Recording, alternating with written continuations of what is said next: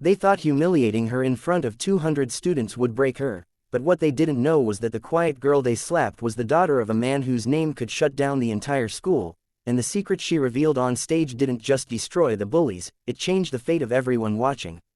Want more shocking twists like this? Subscribe for part 2, because what happens next will leave you speechless.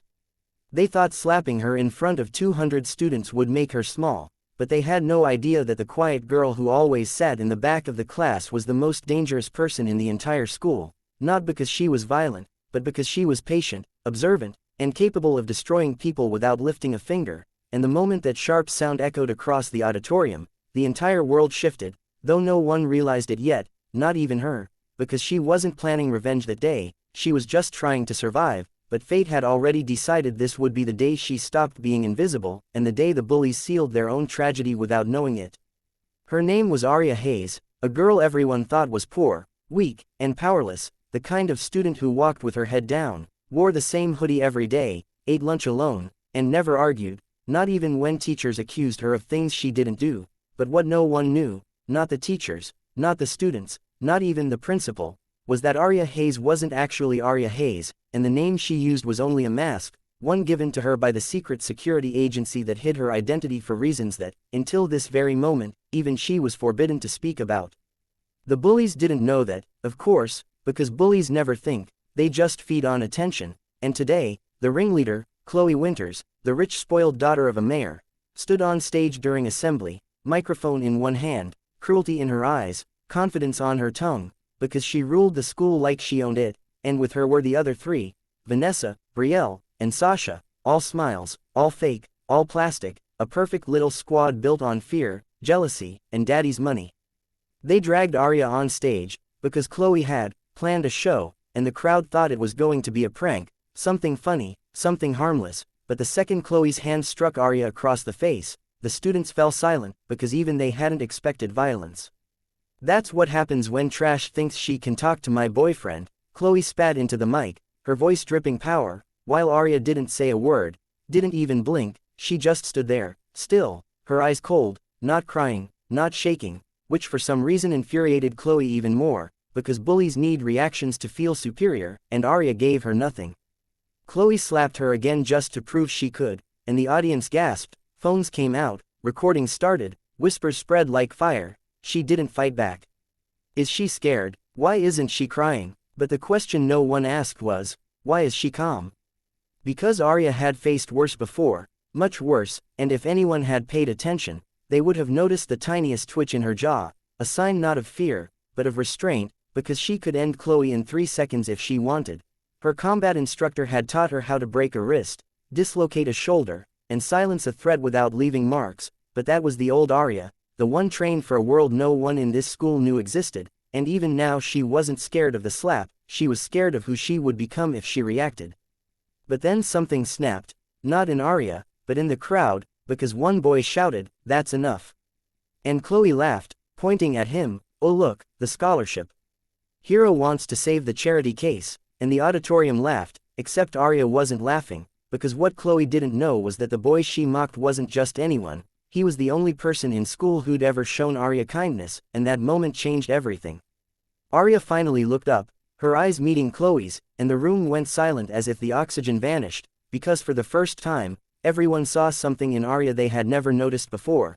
Dominance, power, danger, something ancient and unreadable, and Chloe froze, even if she pretended she wasn't scared. Then Aria finally spoke, her voice low, steady, deadly calm, "You shouldn't have done that." And even her tone was enough to send a chill down spines. The principal rushed in, panicked, trying to control the situation, but too late, every phone in the room had already recorded the assault, and 200 students had witnessed Chloe Winters publicly slap someone who had never hurt anyone. But still, Chloe smirked, because she believed nothing could touch her, not when her father funded the school, not when she had judges and police on speed dial, but Aria didn't need the law. She had something far more terrifying: truth, power, and a past. Chloe walked off stage victorious, but Aria didn't move, didn't cry, didn't run.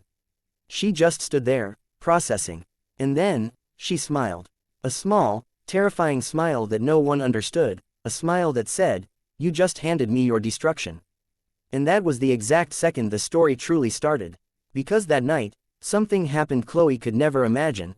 Her father got a phone call from someone far above his status, someone with a voice so cold he dropped the call mid-sentence, and the next morning, the news broke, the mayor was under federal investigation. Chloe arrived at school screaming, furious, demanding to know who was behind it, and the only person who wasn't shocked was Arya. Because she didn't do anything. She simply allowed the truth to surface, her identity, her bloodline, her connection, and suddenly, everyone who thought they knew her realized they knew nothing. And this was just the beginning. The moment Chloe realized her father was under investigation, the entire hierarchy of the school cracked like thin ice, because for the first time, people weren't afraid of her. They were afraid of the girl she slapped, the girl who hadn't even fought back, the girl who now walked through the hallways like a storm hidden behind silence, and whispers spread faster than wildfire. Who is she really? How did one slap turn into a federal case? Did she do something? But Arya didn't answer questions, she just moved through the building like she no longer needed to exist in their world, because she was already beyond it. The teachers began treating her differently too, not with sympathy, but with caution, as if they suddenly realized there were depths to her they never noticed, and the principal, who once ignored the bullying reports, was now calling her to the office every day, but Arya never spoke more than a sentence, because she didn't need to. Silence was her weapon, but while the school trembled, the bullies fell apart one by one. Vanessa's father lost his medical license after a mysterious audit, Brielle's influencer account was mass-reported and deleted overnight, and Sasha's mother was exposed for bribing teachers to inflate her daughter's grades, and no one could trace the source, not even the investigators, because nothing was hacked, nothing was leaked, everything was simply revealed, as if the truth had been sitting there, waiting for someone with enough power to pull the thread. Chloe, however, wasn't done. She cornered Arya in the hallway, screaming, demanding, grabbing her by the collar, but before she could slap her again, Arya grabbed her wrist, not violently, just enough to make Chloe freeze, and for the first time, she spoke directly to her, her voice low, controlled, the kind of voice that could command soldiers. "You still think this is about a slap?" And Chloe, suddenly aware of the strength in that grip, whispered, "Who are you?" Arya leaned in and replied, "The reason your world is collapsing isn't because of what you did to me. It's because of what you've done to everyone." Then she let go, walked away, and Chloe finally understood the truth. She hadn't just slapped a quiet girl, she slapped a shadow with influence, a sleeping lion with teeth. That same afternoon, the boy who defended Arya, Ethan, caught up to her behind the school building, and for the first time, Arya looked at him without the emotional walls she kept. He didn't ask who she was. He just said softly, "You let them think you were weak on purpose." And Arya nodded, because it was true. She was placed in this school under a false identity for a federal protection program, not because she was running from criminals, but because she was the only surviving witness to a high-level political crime, a testimony so dangerous the government hid her in plain sight, stripping her name, her past, and her freedom. But they failed to predict one thing. Bullying wasn't part of the plan, and the system didn't account for cruelty packaged in school uniforms. And that was why Arya refused to fight back physically, because she wasn't scared of the girls, she was scared of blowing her cover, of being relocated again, of losing the only normal life she ever tasted. But the slap changed everything. It didn't just humiliate her, it activated the dormant power behind her name, a name she hadn't spoken in 2 years. Arya Callahan, daughter of a man who once controlled half of the country's intelligence network, a man who went missing after exposing corruption tied to powerful political families like Chloe's. And now the circle was closing. Ethan watched her with quiet certainty and said something that broke her defenses, "You don't have to fight alone anymore." And for the first time, she believed him. But there was something else Ethan didn't know, something even she didn't see coming. He wasn't just a regular student, either. That same night, Arya received a coded email from the agency that placed her, target breach confirmed. Secondary asset identified, trust cautiously, and under it was Ethan's photo.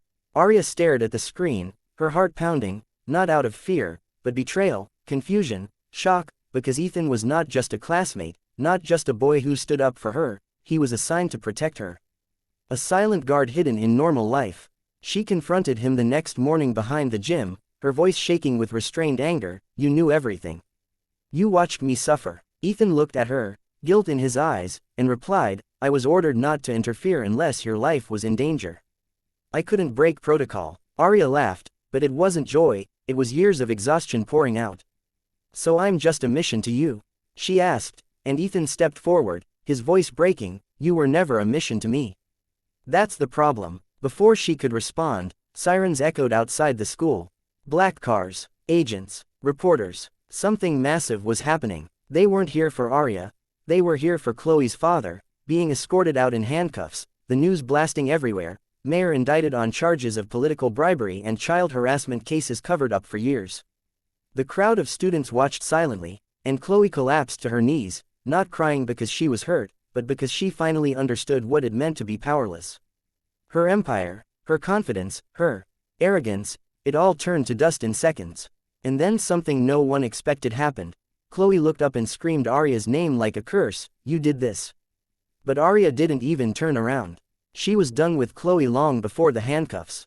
Justice had already taken its course, and she was no longer interested in revenge, because revenge wasn't the story. Survival was. Identity was. Truth was. The next day, Arya was called into the principal's office, not for punishment, but for goodbye. Her cover was blown, her protection was compromised, and she had to leave the school. Students who once mocked her now stared with regret, confusion, fear, admiration, emotions that meant nothing to her anymore.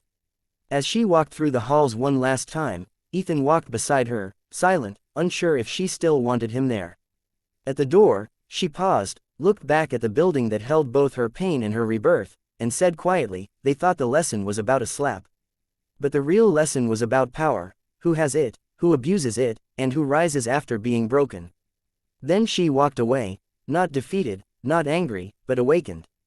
The story spread across the internet, millions watched the video, countless victims of bullying found courage through her silence, and the world would never know the real story behind that girl, but the ones who witnessed it learned one unforgettable truth: never assume the quiet one has no voice, sometimes, the quiet one is the storm. And as for Arya, she didn't disappear, she transformed. Because this wasn't the end of her story. It was the beginning of her return.